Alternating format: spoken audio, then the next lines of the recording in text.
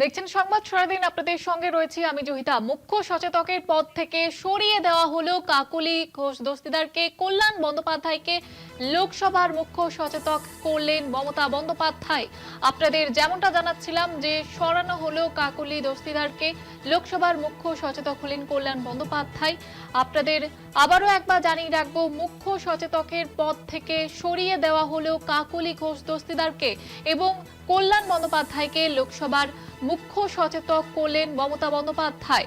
আপনাদের যেমনটা জানাচ্ছিলাম, আবারও একবার জানিয়ে রাখবো, মুখ্য সচেতকের পদ থেকে সরিয়ে দেওয়া হলো কাকলি ঘোষ দস্তিদারকে।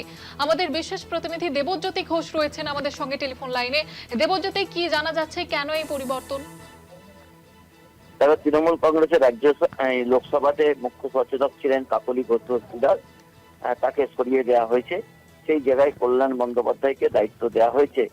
বেশ কয়েকদিন ধরেই কিন্তু একটা জল্পনা চলছিল। বারাসত বিধানসভা কেন্দ্রে কাকলি ঘোষ দস্তিদারের ছেলে, তিনি কিন্তু টিকিটের দাবিদার ছিলেন, তাকে টিকিট দেওয়া হয়নি। তৃণমূল কংগ্রেস পরাজিত হওয়ার পর থেকেই তিনি বিভিন্ন রকম সোশ্যাল মিডিয়াতে লিখছিলেন।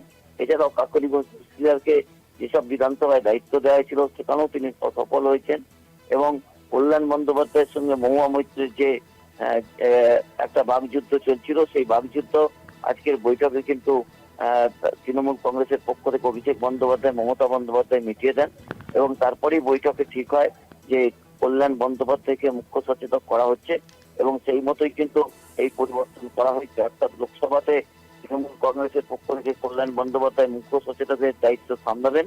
কারণ কাকলি ঘোষ দস্তিদার থাকার সময় বিভিন্ন সাংসদরা নাকি লোকসভাতে কথা বলতে পারতেন না, তা নিয়েও কয়েকদিন ধরে একটা জটিলতা চলছিল। সেই জায়গাতে এই পরিবর্তন অত্যন্ত রাজনৈতিকভাবেও গুরুত্বপূর্ণ, কারণ তৃণমূল কংগ্রেস ইতিমধ্যেই রাজপথে নামার লড়াই শুরু করে দিয়েছে।